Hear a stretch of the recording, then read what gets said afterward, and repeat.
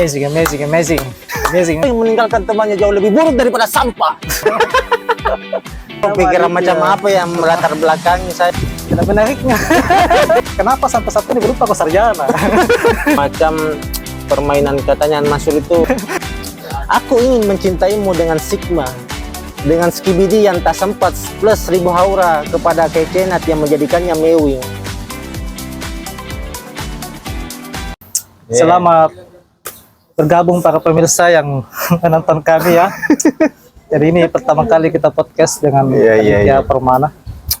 Dan hari ini kita kedatangan tamu yang sangat tidak istimewa. Aduh, beliau ini adalah partner saya di Forum Lingkar Pena Sulawesi Selatan. Iya. Namanya adalah Aditya Permana Almarusi. Yes. Dari nama saja ini sangat filosofis. Kenapa namanya Aditya Permana Almarusi? Sebenarnya nama FB itu. Hah? Nama FB. Nama FB? Iya, nama FB. Rasanya kan nama FB itu Adit, sayang dia selalu, sayang mama papa. Kenapa? Anda tahu pikiran macam apa yang melatar belakangi saya menamakan FB saya Aditya Permana Almarusi. Mungkin apa ya, pengaruh teman saya yang seorang anak jamaah tablik. Jadi nama tablik, saya namanya Almarusi bukan? Dia ada Almarusi di belakang namanya juga. Oh. Sama-sama orang Maros. Almarusi. Almarusi. Saya kira Almarusi itu Marusi, jadi diambil dari kata Maros lah. Maros jadi tambah belakangnya Almarusi. Iya. Jadi itu Ji. Ya begitulah latar belakang. Tidak menariknya. Aduh. Ya enggak apa-apa, nanti dikembangkan lebih lanjut. Ya, jadi para pemirsa, kita sekarang berada di Benteng Fort Rotterdam ya. Iya. Kita sedang berada di kegiatan Pakkamase Turu Museum Kepresidenan. Kita hari ini sempat-sempatkan podcast bersama orang yang tidak istimewa. Podcast ala-ala ya. Selesai namanya atau Aditya Permana Almarusi. Meskipun tidak penting bagi kita untuk tahu. Mau ditanya apa begitu. Nah, Bang Adit ini kan dikenal sebagai orang yang suka berpuisi. Banyak buku-buku puisinya. Yang saya mau tanyakan, kenapa sampai saat ini berupa kau sarjana? Dia pertanyaan. Adakah pertanyaan yang lebih sopan? Aduh, ya Allah. Iya, tipis-tipis dulu kenapa? Banyak ini anak-anak yang bertanya-tanya toh. Mungkin kita punya semacam jalan hidup ya. Jalan hidup deh. Terlalu filosofis banget. Tapi jalan hidup itu ada shipping enggak? Ya, apa ya? Mungkin ya setiap manusia punya jalan hidup. Betul. Mungkin saya tidak sarjana di dunia, tapi insya Allah sarjana di akhirat. Ya. Apa sih? Satu itu. Meskipun kita tidak sarjana di dunia, tapi kita bisa sarjana di akhirat. Ya, siapa dulu? Pertanyaannya siapa yang wisuda ya?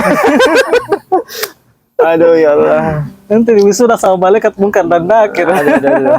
Ya, bukan palu sidang lagi. Palu tor. Oke, ini serius ya. Aduh. Kenapa menyukai puisi? Puisi. Kenapa puisi? Katanya orang gondrong. Kenapa bukan cerpen, novel atau esai? Kenapa mesti puisi? Ada apa dengan puisi? Pertanyaan sulit ini. Tapi menurutku puisi itu adalah jalan awal kita untuk mengenal berbagai macam karya gitu. Mungkin agak terdengar klise tuh, tapi kalau saya sih melihat puisi itu semacam tempat untuk kita lebih bebas berekspresi. Berekspresi. Dalam artian begini kan, kalau karya lain kan mungkin semacam ada alur yang pakemnya kan. Ada semacam ketentuan-ketentuan. Kalau puisi sih mungkin kita bisa lebih enjoy, lebih bebas, lebih bermain gitu. Kalau saya sih lebih nyantai untuk membuat karya dalam bentuk puisi gitu. Kurang lebihnya. Siapa penulis puisi yang selama ini kau idolakan? Di Kota Makassar dulu siapa? Susah ini. Siapa? Susah ini. Kalau saya sih karya pertama puisi yang saya baca itu An Mansur. An Mansur. Ya, An Mansur. Mungkin agak apa ya? Mungkin ini terdengar saya menjual bukan menjual sih, mungkin saya karena sering ke kata kerja dan ketemuan Mansur, ya saya suka dengan karyanya Mansur, bukan, tapi saya melihat semacam permainan katanya Mansur itu bisa dinikmati siapa saja gitu, walaupun bukan penikmat puisi ya, karena dia kan puisi-puisinya relate dengan kehidupan, relate dengan percintaan. Aduh, percintaan gak tuh. Ada ini kan sering ke kata kerja, dan disitulah beliau sering bertemu dengan Mansur. Saya curiga di sana ketemu sama cewek ji. Aduh, atau bagaimana kah? Apa ya? Aduh. Banyak cewek di sana biasa di cewek. Ada, tapi ya ada banyak. Mungkin latar belakang selain saya mengenal puisi karena suka, mungkin ada semacam ketertarikan untuk saya bisa menggoda ya, merayu dengan puisi itu cewek. Merayu dengan puisi. Oh, jadi pernah kan ceritanya, oh dok ini cewek atau apa namanya, gombal ke cewek dengan puisi pernah? Iya, karena bagaimana? Sejujurnya ya. Bagaimana gombalanmu kira-kira? Coba kau gombal ke saya cewek. Coba saya cewek. Aduh, gimana ya? Engkau adalah hujan yang datang pas kemarau berkepanjangan. Engkau adalah senyuman yang datang di saat beribu macam masalah dan penyesalan menghadapi. Itu mungkin. Abang bisa aja. Aduh. Puisi. Ya. Tapi sudah ada buku yang sudah ditulis, buku puisi begitu. Baru antologi sih. Antologi. Judulnya apa? Tahun 2000 berapa ya? 2018 kalau tidak salah saya ikut antologi puisi dan cerpen dari Festival Literasi Tangerang Selatan. Ada 3 puisi kalau tidak salah saya kasih masuk itu. Dan disitulah saya merasa ada kebanggaan, walaupun cuma antologi ya, tapi di situ mungkin awal-awal saya masuk FLP dan saya bisa berupaya terbaik untuk membuat karya gitu. Ada semacam bukti autentiknya kalau saya sudah punya karya. Iya. Gitu. Tapi kalau misalnya ini teman-teman mau baca puisinya di Tepel mana, di mana bagus dibaca ini kira-kira? Di Pasar Pak Bambang. Pasar Senggol. Aduh. Banyak orang yang beranggapan kalau caption saya di Instagram dan tulisan saya di media sosial itu 11-12 lah dengan puisi. 11-12 dengan puisi. Tapi saya merasa itu kan semacam apa ya? Keluh kesah saya itu kan, semua orang kalau berkeluh kesah kan di media sosial. Apa nama Instagramnya? Buat teman-teman Aditya Permana _Almarusi. Ya silakan ini follow ya di sini nanti. Mana? Nanti tulisan di sini nanti ya. Ya, diedit. Jangan lupa edit. Kalau tidak diedit gajinya dipotong. Ya, berbicara tentang puisi. Sekarang kan banyak yang menganggap bahwa puisi sekarang itu puisi alay. Bahkan yang menulis puisi sekarang itu dicap sebagai orang-orang alay. Nah, bagaimana Bung Aditya Permana Almarusi ini menanggapi hal tersebut? Pernahkah mungkin Adit membuatkan puisi seseorang tapi dianggap alay? Nah, bagaimana? Atau mungkin ada perbedaan klasifikasi yang mana puisi alay dan mana puisi yang tidak alay? Bagaimana mungkin? Bos tapadol.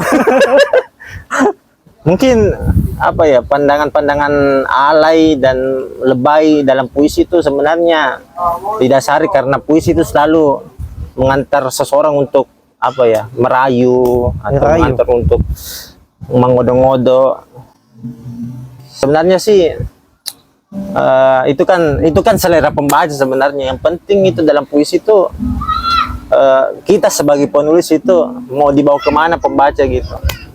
Ya oke, kita tidak bisa salahkan pembaca yang mengatakan kita menulis puisi itu alay, lebay. Tapi di satu sisi kita merasa bahwa puisi itu kayak semacam jembatan untuk kita memahami kehidupan. Ya kayak puisi-puisinya Taufiq Ismail yang sempat saya baca beberapa hari yang lalu. Puisi-puisinya Mansur yang tidak hanya melulu tentang cinta, tentang keluarga boleh, atau puisi. puisinya di sampai di Joko Pinurbo bukan itu tidak salah, yang menuliskan apa puisinya itu sampah ya, sampah. Aku ingin menjadi bukan Mansur. sapu. Aku ingin menjadi sapu untuk diriku yang sampah. Iya, bagaimana itu Bang Adit mengartikan puisi itu? Aku itu ingin menjadi sapu untuk diriku yang sampah. Nah, itu Bagaimana menjadi pemaknaan yang apa ya, yang luas untuk kita memahami bahwa mungkin terkadang kita selalu dipandang sampah ya, seperti kata Obito Uchiha. Mungkin apa, orang yang meninggalkan kewajibannya memalah sampah, tetapi orang yang meninggalkan temannya jauh lebih buruk daripada sampah. Tapi begini, Adit ini kan bergabung di Forum Lingkar Pena FLP ya, bergabung di FLP dan sangat terkenal sekali di FLP. Siapa sih yang tidak kenal ini? Adita Permana di FLP ya. Siapa sih yang tidak kenal? Bagaimana proses berkembangnya di FLP, bergabungnya di FLP pertama kali? Kenapa, dari mana kenal FLP? Saya mungkin kalau dibilang kesukaan terhadap buku itu mungkin pas SMA. Pas SMA suka buku pas memang. SMA suka buku apa itu? Dan buku yang pertama kali saya baca itu buku nikah. Buku nikah? Buku tentang pernikahan, ya Allah. Masa buku tentang pernikahan masa SMA? Masa SMA. Aduh, pikiranku terlalu dewasa saat itu ya. Pantas sekarang. Aduh. Terus menikah. Nah, jadi itu apa ya? Mungkin karena desakan perpustakaan saat itu yang menyuruh untuk saya baca buku gitu. Tapi lama-kelamaan kan itu buku agak tebal sih, mungkin sekitar 400-an halaman, dan saya habiskan dalam waktu 2 minggu gitu. 2 minggu 400 halaman. Sebuah pencapaian yang entah kenapa. Padahal buku nikah loh. Buku nikah loh. 400 halaman. Tapi masih jomblo. Aduh. Oh my god. Gimana cara? Ya Allah. Buku nikah. Jadi selesai SMA kenal FLP atau FLP. Saya kurang tahu FLP kayak gimana. Mungkin saya pandanganku FLP itu kayak kelas menulis atau kayak tempat untuk orang-orang yang suka membaca. Tapi seiring berjalannya waktu ya beragam warna dan ruangnya gitu. Jadi FLP mungkin sekitar hampir 10 tahun kayaknya deh. 2015 saya masuk. 2014 keluar. Aduh, harusnya sih Gibran harus masuk FLP kayaknya. Aduh, bahaya itu. Kayaknya di-cut sih tadi. Di-cut. 2014 loh. Jokowi jadi presiden. Jadi tahun 2015 masuk di FLP. Tahun apa itu kemarin? Tor Ranting. FLP Ranting UIN Alauddin. Iya. Makassar di. Siapa dulu ketuanya itu, Dek? Kak Rizky Ayu Amalia yang bukunya Sarjana Ibu Rumah Tangga. Silakan dapat bukunya. Ada di Gramet kayaknya ya? Masih ada. Bukunya Sarjana Rumah Tangga ada di Gramedia, di Gramedia. Beliau memang salah satu tokoh di Forum Lingkar Pena. Bahkan saya pun mengidolakan beliau. Oh, mantap. Karena di apa ya? Kesibukannya mengurus rumah tangga, mengurus anak dan sebagainya, pekerjaan, tapi masih menyempatkan menulis, ikut lomba-lomba, itu ibu yang penulisan dan menghidupkan organisasi di FLP FLP Kolaka kira memang saya selalu sama Kak Rizky Ayu Amalia, dan akhirnya melahirkanlah Adita Permana di Forum Lingkar Pena yang sangat luar biasa. Yang sangat-sangat terkenal di Forum Lingkar Pena. Aduh. Udah tahu terkenal apanya? Terkenal baiknya atau terkenal aduh. Luar biasa ya, guys. Jadi apa lagi? Dari 10 tahun aku di FLP, 10 tahun. Ya hampir 10 tahun. Itu FLP ranting Unismu ya. Unismu. Oh iya. Saya tanya dulu, bagaimana awal mula mau kenal FLP? Oh iya, saya kemarin bergabung di FLP di FLP ranting Unismu. Awalnya coba-coba aja. Lamanya ketagihan. Lama ketagihan kan. Itu hari ya, mau apa? Saya kan bergabung dulu di salah satu UKM di Unismu. Namanya UKM Elkim Pena. Saya di sekret itu duduk. Tiba-tiba ada junior tanya, Kak, bilang, Kak, suka ki menulis fiksi toh? Iya. Bilang, iya suka sih. Kamu pakai di FLP Unismu, Kak. Ada tuh sekarang penataannya bagus di sana, orang-orang penulis fiksi semua. Kalau di Elkim Pena itu orang-orang kan penulis orang serius toh. Orang ilmiah semua ya. saya jenuma dengan keseriusan. Saya mau lagi berimajinasi, menghayal, menciptakan dunia sendiri. Saya gabung itu. Nah, saya dikader sama junior saya sendiri itu. Waduh. Itu hari Rizkawati Rahim sama Bunda Darnawati Tompo itu yang jadi pengurus di FLP Rantimanisme, dan ketuanya itu Irfan dia. Saya bergabung, dan itu hari bukan cuma saya yang paling tua sih, ada juga Kak Awal, ada Suring. Sampai saat ini berkat junior saya lah itu di namanya Rizkawati Rahim dan Nawati Tompo di Unismo. Mantap. Sampai saat ini saya mengenal FLP dan masih bertahan di Berlin Karpena dan menjadi ketua di FLP Sulsel ya. Pencapaian terbesar ini. Begitulah sejarahnya ya. Pencapaian terbesar. Oke, jadi kita kembali ke puisi ya. Aduh, back to puisi. Jadi kapan aku di sarjana? Dan. Disclaimer ya. Aduh, sensor itu. Ini tadi kau buku apa ini? Ini baru saya baca sih sebenarnya. Mungkin dia lebih puisi sofistik. Puisi sofistik. Kayaknya puisinya kayak dia kayak Jalaluddin Rumi. Ya kan kalau puisi-puisi sofistik kan itu ndak bermain ndak bermain bait per bait gitu. Dia mungkin naratif ya.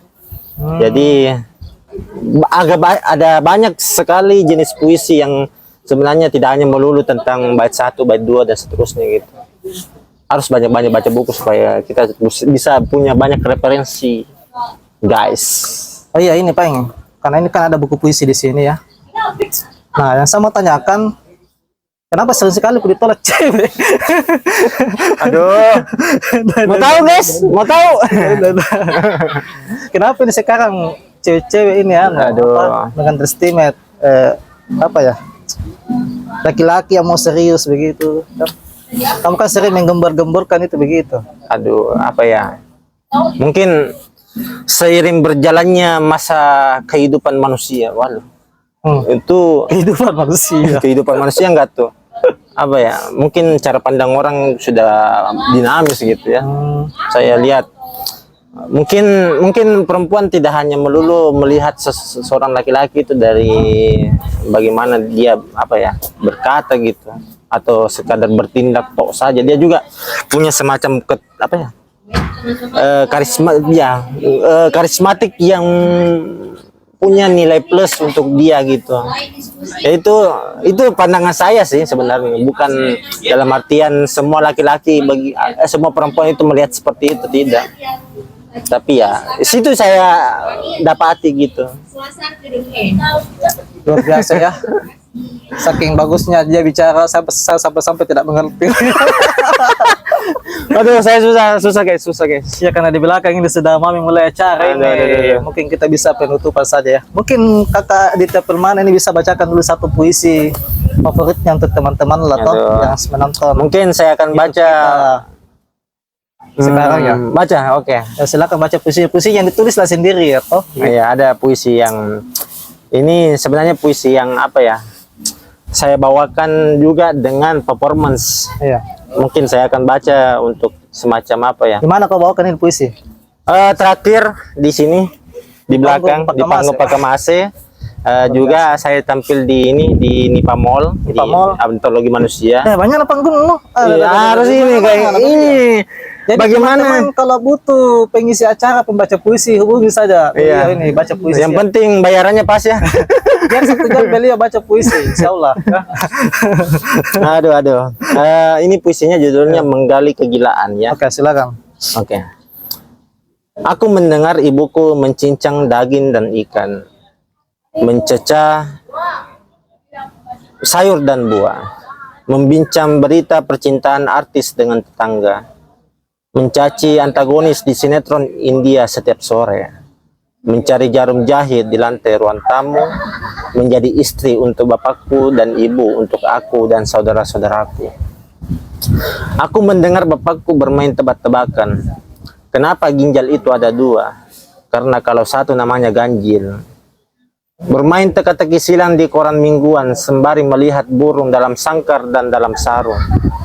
Bermain terka calon kepala daerah siapa yang akan terpilih dari puluhan kemungkinan beserta kemunaffikannya. Bermain hantam, terkam bersama istrinya yang juga adalah ibuku. Aku mendengar kakakku mendaftar CPNS. Di kepalanya penuh fotokopi KTP, KK, SKCK, ijazah dan transkrip nilai terakhir. Surat keterangan berkelakuan baik, surat keterangan sehat jasmani dan rohani, surat ini, surat itu, ini, itu banyak sekali. Di lubuk hatinya penuh tes wawasan kebangsaan, tes intelijensia umum, tes karakteristik pribadi, tes 1, 2, 3 sayang semuanya. Di dirinya penuh daftar jawaban untuk bapak ibu bila kakakku tidak lolos CPNS. Aku mendengar adikku membuat puisi berbahasa Brainrot, membayangkan Sapardi terlahir menjadi gen alpha. Beginilah bunyi puisinya. Aku ingin mencintaimu dengan sigma, dengan skibidi yang tak sempat plus 1000 haura kepada Kaicenat yang menjadikannya mewing. Aku ingin mencintaimu dengan sus, dengan Hoayo yang tak sempat disampaikan Panum Tax kepada Goat yang menjadikannya ris. Kakak, bapak, ibu, semuanya menjadi dunia maya. Aku mendengar aku menjadi dunia panah. Aku menjadi dunia yang tak nyata di mata mereka. Ya. Amazing. Amazing memang puisi sangat amazing ya. Amazing apa ini? Itu tadi puisinya tentang apa itu? Ini sebenarnya saya merespon bagaimana keluarga yang sudah disibuki dengan dunia maya. Jadi semacam apa ya? Kekeluargaan itu sudah menghilang di dalam keluarga gitu. Hilang Karena ya dunia maya, di teknologi dan semacamnya gitu. Dunia Jadi maya. saya merespon itu sebenarnya. Kenapa dunia maya? Kenapa bukan dunia Luna? Aduh. Dunia Cutari.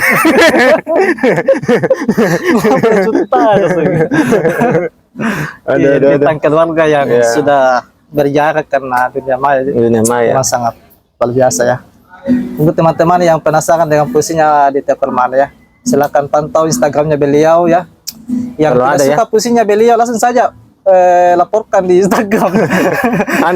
Ketik blokir ya. Atau laporkan. Oke, terima kasih telah menonton kami. Yeah. Sampai jumpa di podcast yang tidak berfaedah ini.